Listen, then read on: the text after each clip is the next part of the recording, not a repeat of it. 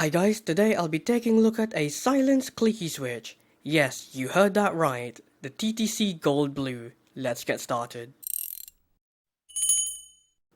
Now, you may see this being listed as the TTC Brother Key Switch or the TTC Gold and Blue. They're both the same as far as I know, but do correct me on that.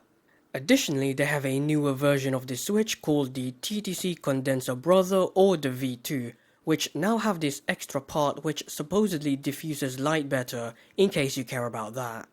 But now for the main thing, why make a silenced clicky switch?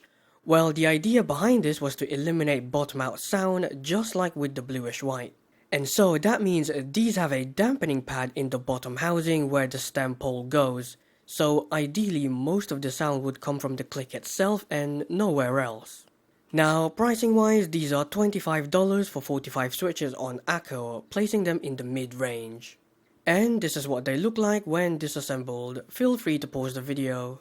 Now let's move on to the switch categories.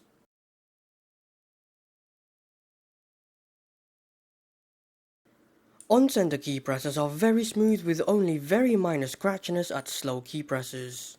However, off-center key presses are slightly scratchier and more noticeable during slow key presses, but they aren't present in normal typing conditions. Overall, they're very smooth and very consistent. I have no major complaints about them. 8 out of 10. Now, according to TTC, these switches have an actuation force of 37 grams at 2.2 mm, a peak tactile force of 58 grams, and a total travel of 3.5 mm. Now, in terms of the actual key feel, the short travel is by far the most noticeable, followed by the light weighting and the consistent key feel. But more on the shorter travel, because this is a weird switch. Firstly, the actuation is further down than usual at 2.2 mm and the bottom out at 3.5, which is higher than usual. This gives the switch an unbalanced feel given there's also quite a bit of pre-travel as well. It's a weird feeling, it's not quite low profile, but it's also not full profile either, if that makes any sense. However, what isn't weird and something that actually took me by surprise is the consistency. These are very consistent switches, very Acco-like performance-wise, which I like. Overall, despite them being consistent, the light weighting and the unbalanced key feel isn't really for me. 5 out of 10. Now, these sound like your usual click jacket switches, but with a muted bottom out sound. Here's a sound comparison between these and the Cherry MX Blue.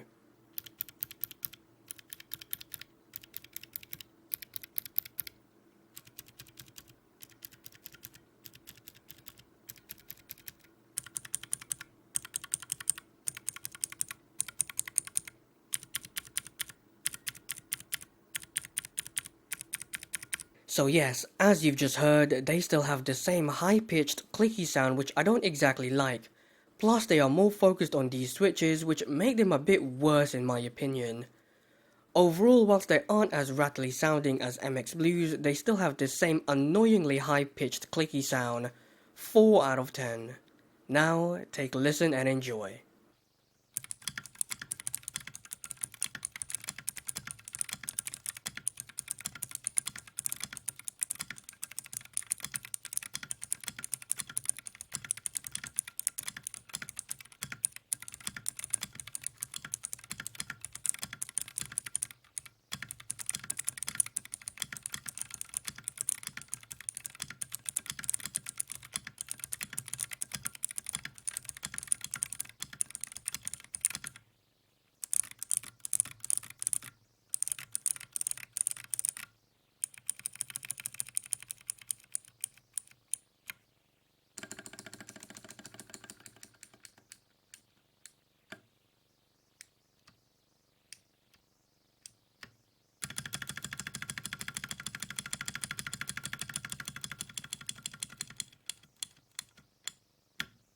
Now, similar to the weighting category, the first thing I felt was the shorter travel, and it was something I couldn't get used to.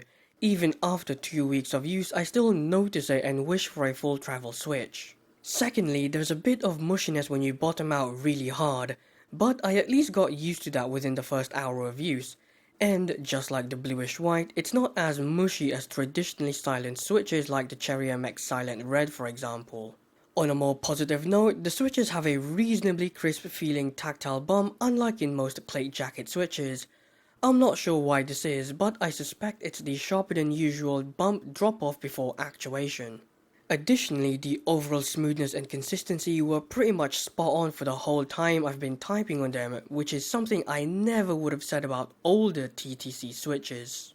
However, just like with the shorter travel, the light weighting, which I don't prefer, is another downside to them.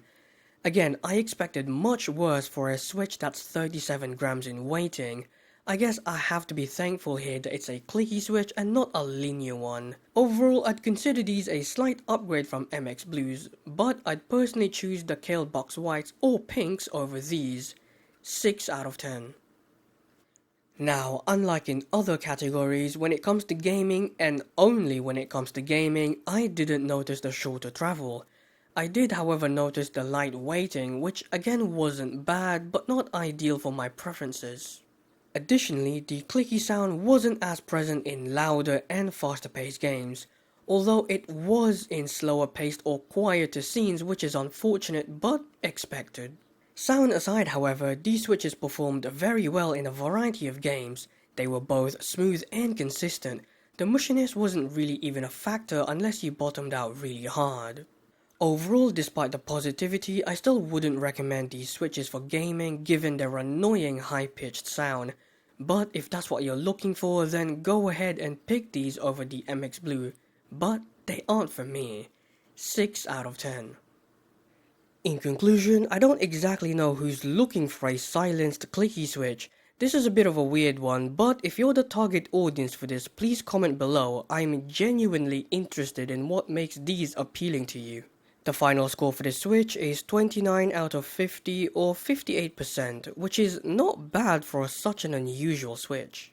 And that's the end of the review, and next time I'll be looking at more clicky switches perhaps? Until then, take care and goodbye.